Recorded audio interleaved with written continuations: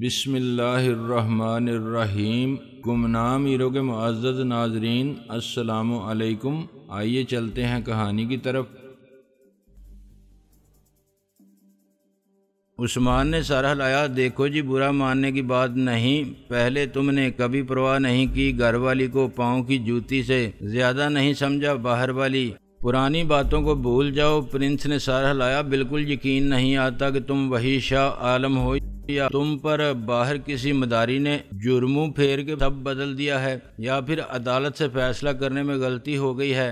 میں نے مسکرا کے کہا، دونوں ہی باتیں ہو گئی ہیں میرے ساتھ۔ تم بھی پہلے خادم تھے، یعنی نوکر ملازم، تم کسی شاہ کی اولاد نہیں تھے مگر بن گئے شہزادے۔ یہ تم اچھی طرح جانتے ہو کہ تم کتنے بڑے حرامزادے ہو۔ عثمان نے پھر مداخلت کی، دیکھو شاہ جی، بات کرو آگے کہ کون کیا تھا، اب کیا ہے، یہ فضول بحث ہے۔ ہر بحث فضول ہوتی ہے، میں نے کسی فلسفی کی طرح کہا، اس سے تلخی کے سوا کچھ حاصل نہیں ہوتا۔ ویسے بھی بحث میں تم مجھ سے نہیں جیت سکتے، سیاستداں میں ہوں، تم نہیں۔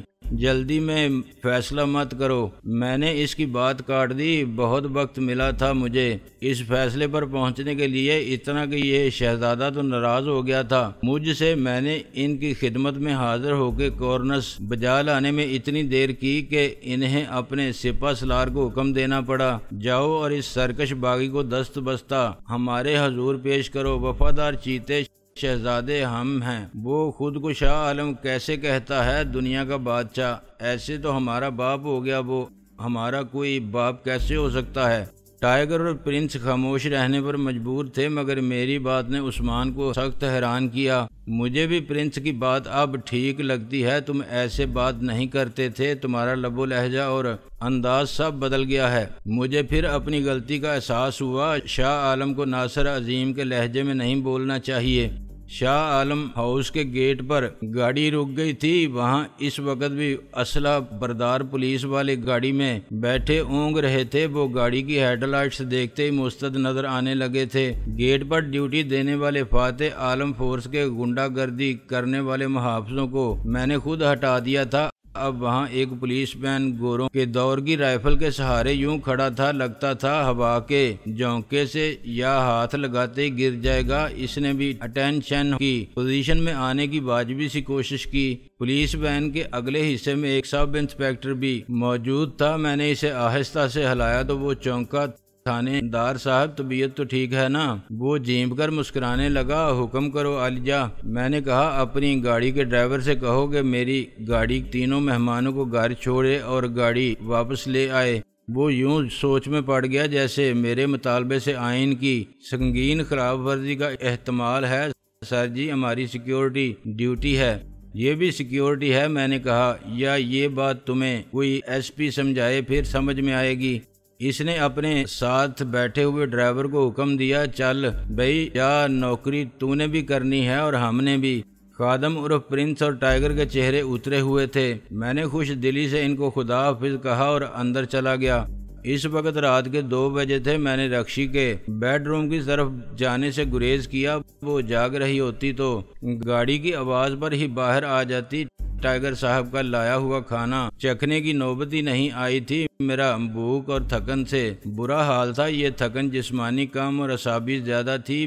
میری خواہش تھی کہ میں بیڈ پر گرتے ہی آنکھیں بند کروں اور 6-8 گھنٹے سارے تفکرات سے آزاد ہو کے گہری نیند سوتا رہوں، مگر فکروں کے اسیب اتنی آسانی سے پیچھا چھوڑنے والے نہیں تھے۔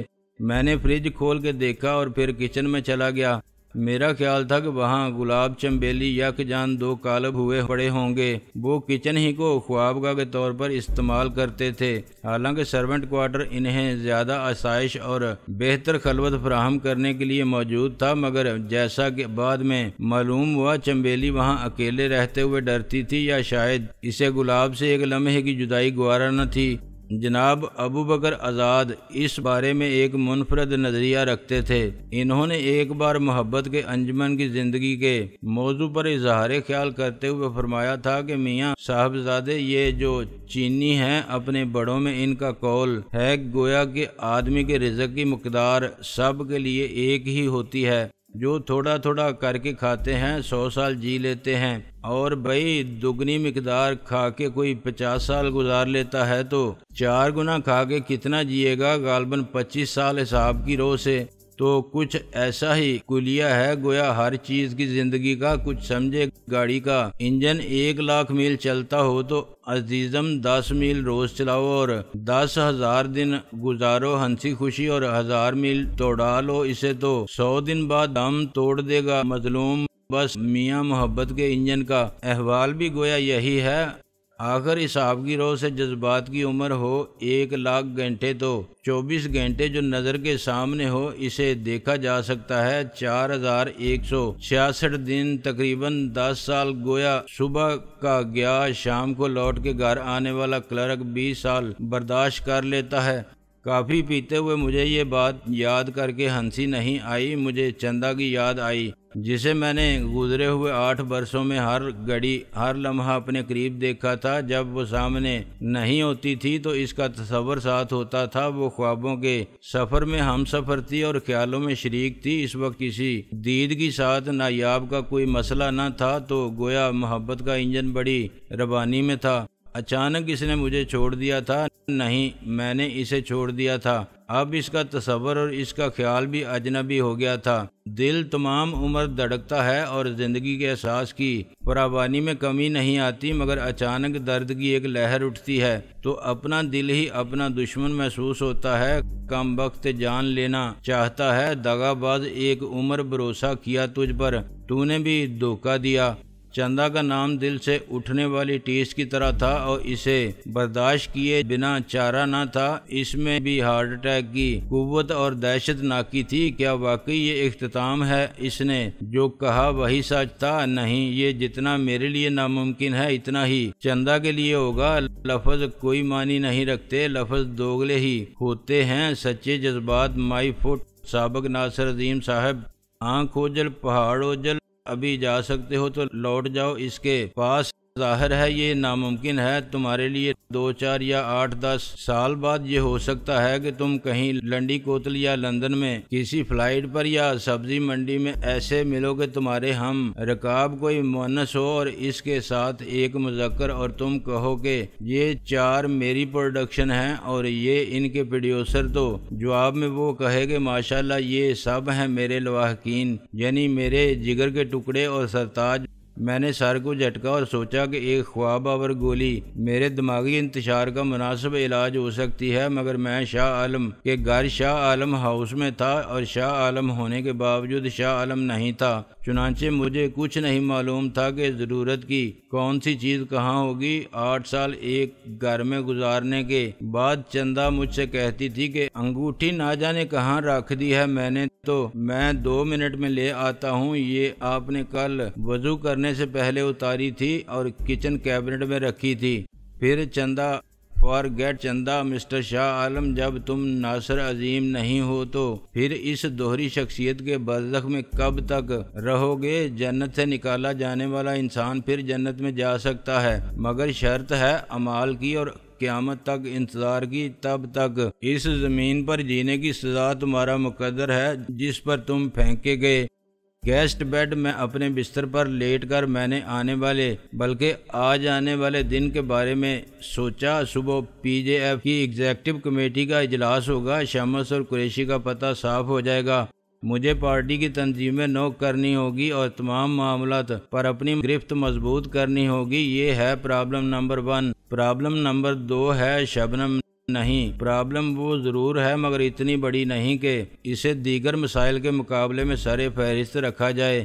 دوسرا بڑا پرابلم ہے اس ڈرامے کے پلاٹ سے اپنا کردار ختم کرنا، جس کے کچھ کرداروں سے میری پہلی ملاقات ہی مار داڑ سے بھرپور تھی۔ Prince tiger and Usman corporation کا کیا کاروبار ہے، میرا اس میں کس حد تک دخل تھا، اپنا حساب برابر کرنے کے لیے مجھے ان کو کیا لینا دینا پڑے گا۔ اپنی جان نہ چھوڑنے والے کمبل سے جان چھڑانے اور پھر جان بچانے کے لیے کیا اقدامات کرنے ہوں گے۔ شبنم کی پرابلم اس کے بعد اور ان سب سے الگ ہوگی اپنی پرانی شناخت کے ساتھ پرانے رشتوں کو استوار رکھنے کی پرابلم۔ کیا میرے لیے یہ ممکن ہوگا کہ میں ناصر عظیم کے سب رشتوں کو توڑ کے صرف شاہ عالم بن جاؤں؟ سارے رشتے جذبات کے ہوتے ہیں، کیا میرے جذبات بدل جائیں گے؟ وہ احترام اور عقیدت جذبات جو خانِ اعظم کے لیے ہیں، محبت جو مجھے چندہ سے ہے، جتنا پیار میں قمر سے کرتا ہوں اور جیسے ڈاکٹر کمال فاروقی کو چاہتا ہوں، کیا وقت کے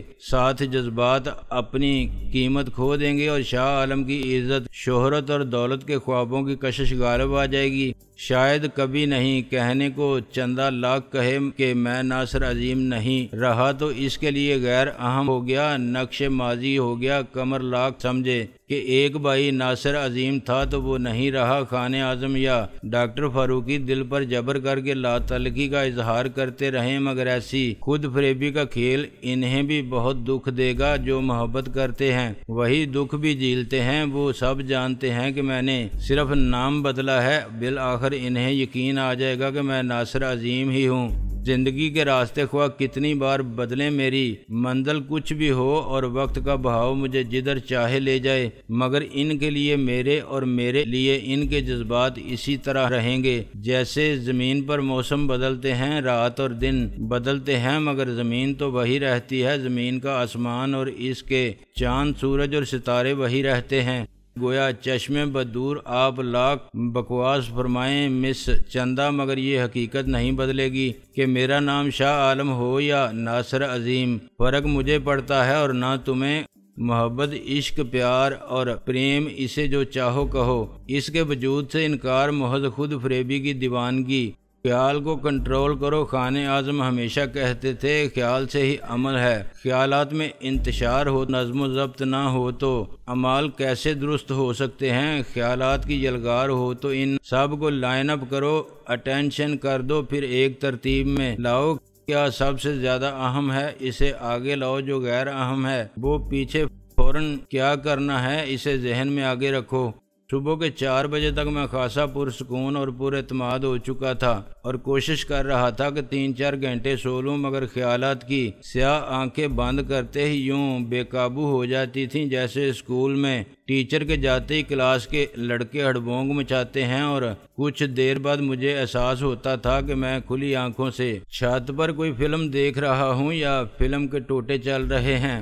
ایک فلم میں چندہ یا قمر نظر آتی تھی، اداس اور خفا۔ مجھے تو معلوم تھا کہ تم نہیں سدھرو گے، چندہ کہتی تھی، اور قمر رونے لگتی تھی۔ بھائی اگر اتنا عرصہ یہ رشتہ نبھانا نہ ہوتا تو میں اتنی دکھی نہ ہوتی۔ آج پھر اچانک چیتے کی طرح عیار اور شفاق پرنس نمودار ہو جاتا تھا۔ تم کیا بچوں کا کھیل سمجھتے ہو کاروبار کو؟ اور کیا یہ اتنا آسان ہے کہ کوئی جب چاہے اس کھیل میں شریک ہو جائے اور جب اندر کے سارے راز جان لے اور سب کی کمزوری سے فائدہ اٹھانا سیکھ لے تو خطرہ بن کے سر پر منڈلانے لگے؟ شبنم کا اداس، بیمار اور ویران آنکھوں والا چہرہ اپنی خاموشی اور مظلومیت کے ساتھ سوال کرتا تھا، تم شاہ عالم کو قتل کر کے شاہ عالم بنے ہو نا؟ ایک دن میں ثابت بھی کر دوں گی۔ قریشی اور شمس نعرے لگاتے نمودار ہوتے، دھوکے بازی نہیں چلے گی، جال سازی نہیں چلے گی۔ میں سو چکا تھا یا سونے والا تھا کہ میں نے باہر سے فائرنگ کی آواز سنی۔ ایک آواز کلاشنکوف کے برسٹ کی تھی، جس کے جواب میں دوسرا برسٹ فائر ہوا، پھر ریوالور کی گولیاں چلائی گئیں۔ میں ہڑبڑا کے اٹھ بیٹھا، بے اختیار میں نے ٹیبل لیمپ آن کیا اور اپنا ریوالور ہاتھ میں لے لیا۔ باہر نہ جانے کس نے ایک بھیانک چیخ ماری، شک کی اب کوئی بات نہیں رہی تھی کہ تمام فائرنگ شاہ عالم ہاؤس کے باہر گیٹ کے قریب ہو رہی تھی۔ معلوم نہیں حملہ آور کون تھے۔ میں نے پولیس کے ڈی ایس پی کو چلا کے حکم دیتے سنا، دیکھو سامنے مت جاؤ، دیوار کے پیچھے رہو۔ پھر ایک شناکا ہوا، میرے کمرے کی ایک کھڑکی کا شیشہ بکھر گیا۔ کسی نے کہا سرچ لائٹ توڑ دی ہے انہوں نے سر۔ فائرنگ میں ایک بار پھر شدت آ گئی۔ شاید حملہ آور تعداد میں زیادہ تھے اور بہتر طور پر مسلح تھے۔ اب مجھے اپنی غلطی کا احساس ہوا۔ میں نے خود ہی گیٹ پر متعین ایف کے جوانوں کو ہٹوا دیا تھا اور حملہ آوروں کا مقابلہ کرنے والے صرف پولیس کے 4 جوان تھے۔ اچانک کمرہ تاریک ہو گیا، باہر بھی ہر لائٹ بجھ گئی۔ غالباً انہوں نے فائرنگ سے مین لائن اڑا دی تھی۔ میں ایک دم دروازے کی طرف لپکا، اتنی ہی تیزی سے اندر آنے والی رکشی مجھ سے ٹکرا گئی۔ میں نے اسے شانوں سے پکڑ لیا، وہ بری طرح لرز رہی تھی۔ یہ کیا ہو رہا ہے؟ میں نے کہا، تم یہاں کیوں آئی ہو؟ اس نے میرے سوال کا جواب نہیں دیا۔ تم ابھی تک یہاں کھڑے ہو، نیچے چلو۔ اس نے مجھے ہاتھ پکڑ کے کھینچا، آؤ میرے ساتھ۔ وہ اندر کے راستوں سے زیادہ واقف تھی اور اسے اندھیرے میں بھی نظر آ رہا تھا۔ میں اس کے ساتھ ساتھ دوڑتا رہا۔ یہ کون لوگ ہیں؟ رکشی نے کانپتی آواز میں پوچھا۔ معلوم نہیں، شاہ عالم کے دشمن ہی ہو سکتے ہیں۔ انہوں نے بجلی کا مین فیوز اڑا دیا ہے۔ وہ ایک سے دوسرے کمرے میں گزرتی جا رہی تھی، شاید ٹیلی فون کی تاریں بھی کاٹ دی ہوں۔ کوئی جنریٹر نہیں ہے یہاں سٹینڈ بائی جو خود آن ہو جاتا ہے؟ میں نے پوچھا۔ ہے تو صحیح، وہ بولی، اور ایک مختصر سے سٹور جیسے کمرے میں گھس گئی۔ اب میں محسوس کر سکتا تھا کہ وہ شب خوابی کے لباس میں ہے اور اس کے بدن پر پسینہ بہہ رہا ہے۔ اس کا سارا وجود ٹھنڈا تھا اور میں تاریک سٹور روم میں اس کے قریب کی ساری خوشبو کے ساتھ تھا۔ اس نے ایک دروازہ کھولا اور مجھے اشارہ کیا۔ میں نے اندھیرے میں آنکھیں پھاڑ کے دیکھا، فرش پر سطح کے برابر ایک لوہے کا ڈھکنا تھا۔ یہ انڈر گراؤنڈ واٹر ٹینک ہو سکتا تھا۔ میں نے اسے اٹھانے کی کوشش کی تو وہ پورا کھل گیا۔ رکشی اس کے اندر اتر گئی۔ نیچے سیمنٹ کا ایک زینہ جا رہا تھا۔ میں نے اس کی تقلید کی اور اوپر ڈھکنے کو کسی آواز کے بغیر برابر کر دیا۔ اندر گھوپ اندھیرا تھا جس میں سچ مچ ہاتھ کو ہاتھ سجائی نہ دیتا تھا۔ ایک موڑ کے بعد رکشی غائب ہو گئی۔ میں نے کہا، رکشندہ کہاں ہو تم؟ اس کی آواز نیچے سے آئی۔ وہیں کھڑے رہو، میں لائٹ جلاتی ہوں۔ اور اس کے ساتھ ہی زینہ روشن ہو گیا۔ اوپر سے آنے والی فائرنگ کی آوازیں بند ہو گئی تھیں۔ نامعلوم حملہ آور پسپا ہو گئے تھے یا پولیس کی حفاظتی نفری کو مغلوب کر کے اندر گھس چکے تھے۔ وہ یقیناً بڑی طاقت کے ساتھ آئے تھے۔ انہیں معلوم ہوگا گیٹ پر پولیس کے گارڈ موجود ہیں، لیکن وہ مقابلے کے لیے تیار تھے۔ زینے کا اختتام ایک دروازے پر ہوا۔ کھلے دروازے کے روشن چوکھٹے میں مجھے رکشی نظر آئی، ہلکے زرد رنگ کے نائٹ سوٹ میں۔ اس کا اپنا رنگ زیادہ پیلا نظر آ رہا تھا۔ اس کی وحشت زدہ خوف سے پھیلی ہوئی آنکھوں میں بہت سے سوال تھے، مگر مجھے حیران پریشان دیکھ کر وہ یہ سمجھتے ہوئے کہ شاید خود میرے پاس کسی سوال کا جواب نہ ہو، اس نے مجھ سے کچھ نہیں پوچھا۔ میں نے اندر جاتے ہی دروازہ بند کر دیا۔ یہ ایک وسیع بیڈ روم تھا جس کا نصف حصہ آفس کے طور پر استعمال ہوتا تھا۔ بیڈ روم والے حصے میں ایک فریج تھا اور ٹرالی پر ٹی وی نظر آ رہا تھا۔ ٹرالی کے نچلے حصے میں VCR کے ساتھ ڈش ریسیور تھا۔ بیڈ کے سرانے ایک خوبصورت آرائشی قسم کا ٹیلی فون رکھا ہوا تھا۔ آفس والے حصے میں 6 فٹ لمبی اور 3 فٹ چوڑی شاندار میز پر دائیں جانب کمپیوٹر لگا ہوا تھا۔ بائیں ہاتھ پر فیکس مشین تھی۔ فرش کے قالین سے پردوں تک ہر چیز خوبصورت اور بیش قیمت تھی۔ تم نے اوپر کا راستہ بند کر دیا تھا نا؟ اور کیا کھلا چھوڑا تھا؟ میں نے کہا۔ میرا مطلب تھا کہ اندر نیچے سے لاک کیا یا نہیں؟ میں نے بے وقوفی کی طرح کہا، لاک نہیں۔ حد کرتے ہو تم بھی۔ وہ اوپر کی طرف لپکی مگر میں نے اسے روک لیا۔ اوپر آخری زینے پر جا کر میں نے لاک کرنے کا نظام دیکھا۔ ڈھکن کے نچلے حصے میں ایک گھومنے والی فولادی پٹی تھی جو 1/4 انچ موٹی پٹی چھت میں دونوں طرف لگے ہوئے کھانچوں میں پھنس جاتی تھی۔ اوپر سے کوئی چھت توڑے بغیر یا ڈھکن کاٹے بغیر اسے نہیں کھول سکتا تھا۔ شاہ عالم نے اپنی حفاظت کے لیے جو ہنگامی انتظامات کر رکھے تھے یقیناً قابل تعریف تھے۔ میں واپس نیچے آیا تو رکشی بیڈ کے کنارے پر ٹکی ہوئی تھی۔ پانی کے ساتھ کوئی گولی نگل رہی تھی۔ میں نے اس سے گلاس لے کر باقی پانی پی لیا اور بیڈ کے کچھ فاصلے پر دیوار کے ساتھ لگے ہوئے صوفے پر بیٹھ گیا۔ چھت کے ایک گوشے میں نصب AC نے اپنا کام شروع کر دیا تھا۔ او مائی گاڈ، یہ کون لوگ تھے آخر؟ رکشی نے ایک گہری سانس لے کر اپنے بکھرے بال سمیٹے اور لباس کو درست کیا۔ میں نے کہا، اس بارے میں جتنا تم جانتی ہو اتنا ہی مجھے معلوم ہے۔ یہ تمہارے دشمن تھے۔ ظاہر ہے دوست قاتلانہ حملہ نہیں کرتے۔ وہ بولی، میرا مطلب تھا شاہ عالم کے سیاسی مخالف بہت تھے لیکن ایسے دشمن نہیں تھے۔ میں نے کہا یہ تم کیسے جان سکتی تھیں؟ تم شاہ عالم سے بہت کم واقف تھیں، آخر یہ سب حفاظتی انتظامات اس نے کیوں کر رکھے تھے؟ وہ تمہارا شوہر بھی بہت کم تھا، شاید 10%، 30% سیاست دان تھا، 60% اور بہت کچھ تھا، بزنس مین، بدماش، انڈر گراؤنڈ ورلڈ کا آدمی۔ اس نے افسردگی سے سر ہلایا۔ ٹھیک کہتے ہو تم، وہ ہمیشہ ایک پراسرار اجنبی رہا۔ میں نے کہا کیا یہ فون بھی ڈیڈ ہوگا؟ نہیں، اس کی لائن دیواروں میں محفوظ ہے اور پچھلی طرف کے ایک کیبنٹ سے زیر زمین لائی گئی ہے۔ بجلی بھی یہ ایسی جگہ ہے جہاں تم 1 مہینہ رپوش رہ سکتے ہو۔ شاہ عالم نے کبھی بتایا تمہیں کہ اس پناہ گاہ کے بنانے کا مقصد کیا تھا؟ وہ سامنے دیکھتی رہی۔ ایک مقصد کا مجھے علم تھا، اس کے ثبوت یہاں اکثر مل جاتے تھے، تم بھی دیکھ سکتے ہو۔ باتھ روم میں کوئی زنانہ سوٹ ہے تو وہ میرا نہیں، شاید کوئی نائٹی بھی ہو، اس کی خوشبو میری نہیں ہوگی۔ شاید اسی بیڈ پر کوئی بال مل جائے بھورے رنگ کا یا بال کھایا ہوا۔ تم دیکھ سکتے ہو کہ میرے بال کالے ہیں اور سیدھے، مگر مجھے شاہ عالم نے بہت مناسب جواب دیا تھا، زلزلے اور بمباری سے محفوظ پناہ گاہیں اور بنکر ضرور ہونے چاہیے، ہر کوٹھی میں سول ڈیفنس کی ٹریننگ کے اصولوں کے مطابق۔